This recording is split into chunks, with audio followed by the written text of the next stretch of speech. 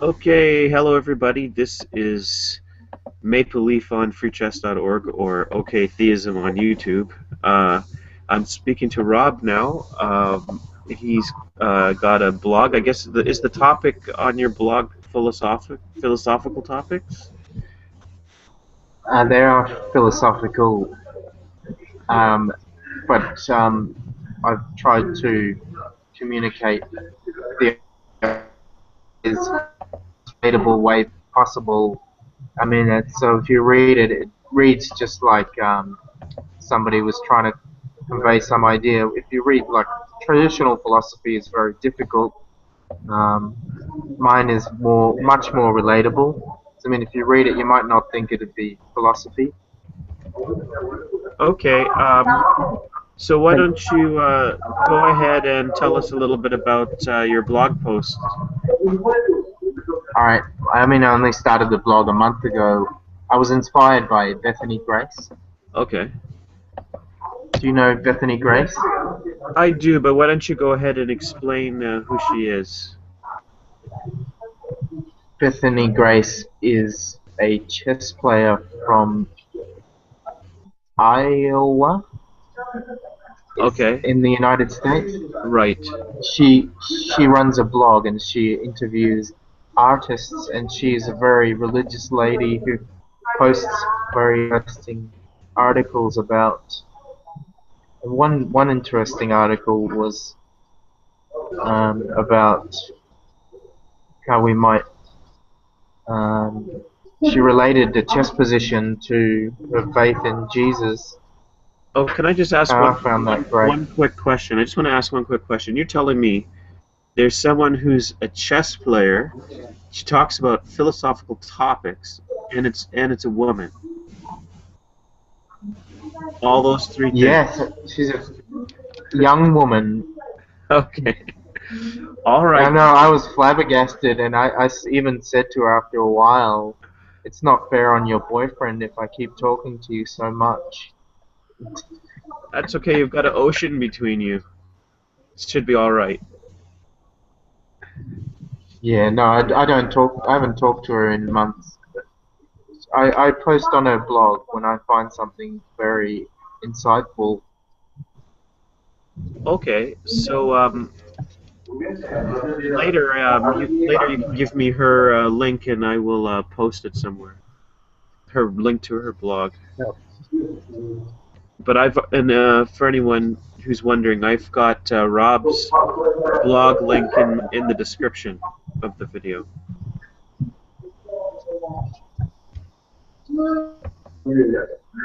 Um,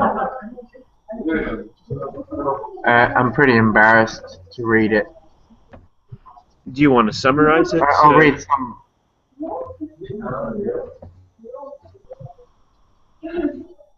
Sorry. Well, was there? Okay, well, if you can read it, or you could summarize it. It's totally up to you. I'll read it, but um, only until you get bored. Alright, I'll just go ahead and read it. One of the articles from the bottom. Okay. It starts off with, regarding the style of my writing, I have only one motivation: to ensure you understand what I'm trying to convey. Bear in mind, philosophy can appear quite abstract at first at times, but this is not a typical philosophy book. This is an excerpt from a book in work in progress. So if it does seem abstract, read on another paragraph and order will be restored. The other thing about philosophy is that it won't be of any practical use whatsoever. This is part and parcel of the trade. But actually reading and understanding will exercise your mental muscles, even though a couple of sections are purely intellectual. Although the topics I've chosen are deep, the language and manner combat the complexity of the ideas, so that hopefully, if you dare I say, pay attention while you read, you'll learn something interesting and important, or so I believe. Do you want me to continue? Sure. This is a philosophy work unlike any other. It's written for someone just like you, and I hope it'll entertain you from front to back.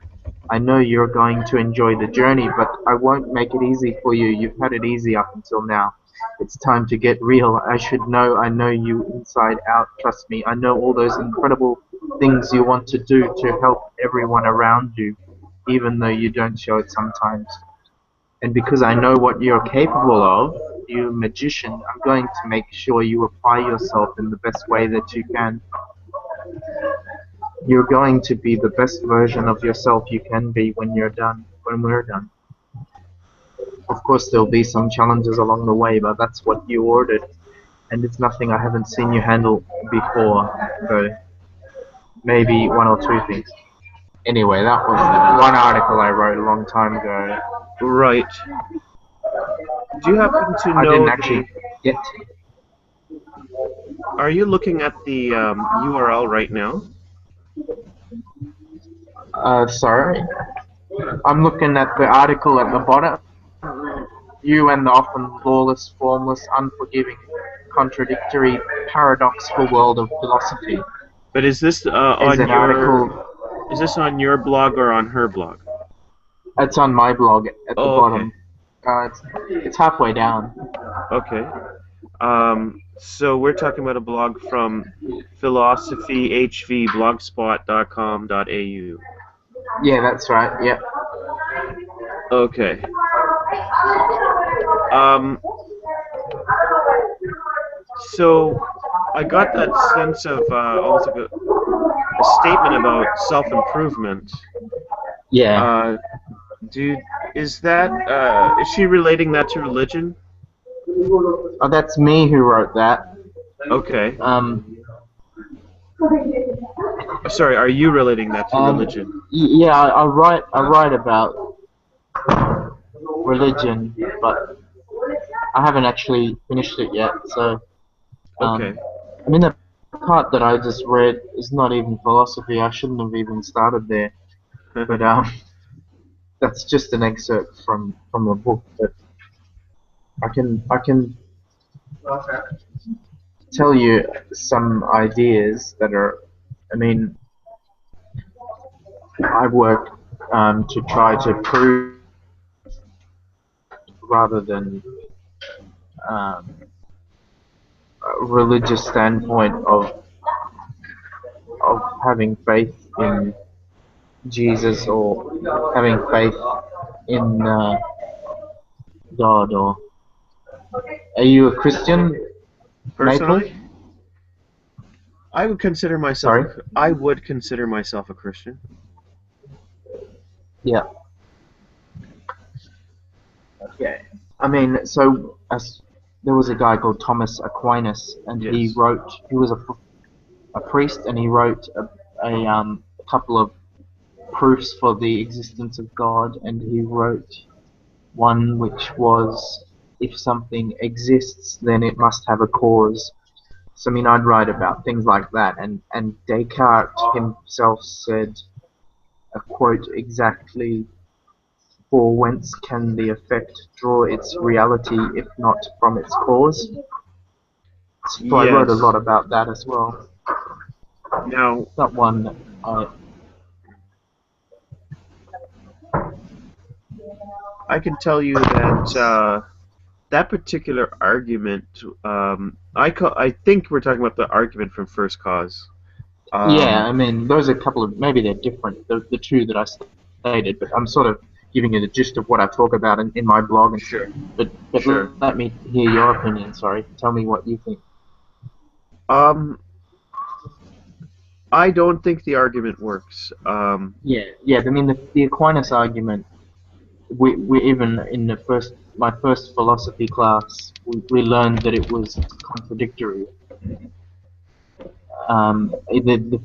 The professor tells you outright this argument doesn't work because he assumes that there can be a cause for everything, but then his conclusion is to say that there is no cause for this one thing, which I is a can contradiction. I can tell you that I've thought about I guess you would call it teleology or teleology a little bit, and what I've, at least in my own thoughts, right? Because the investigation is sort of in your own mind. In your own mind, I have found that it's not so much that I would 100% reject the argument from first cause. It's just that I would reformulate it into a kind of appeal to mystery. Appeal to mystery. So it's sort of like what caused the Big Bang. Now, I don't believe that that's an argument that would prove God. It would just be a kind of a statement about our ignorance or something like that. So it's not an. If I were to reformulate a kind of teleological position from argument from first cause to an appeal to mystery, it would become that kind of. It's not. It's you're still at that point trying to prove God's existence, but it would be trying to put everything, trying to tell a story that's a little more consistent.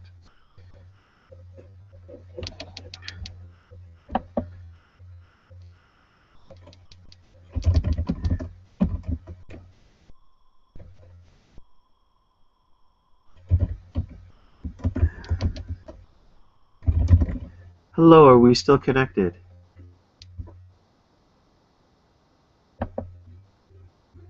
I seem to have lost Rob. So what'll happen is we will stop this broadcast, and if I get him back, we'll continue this later.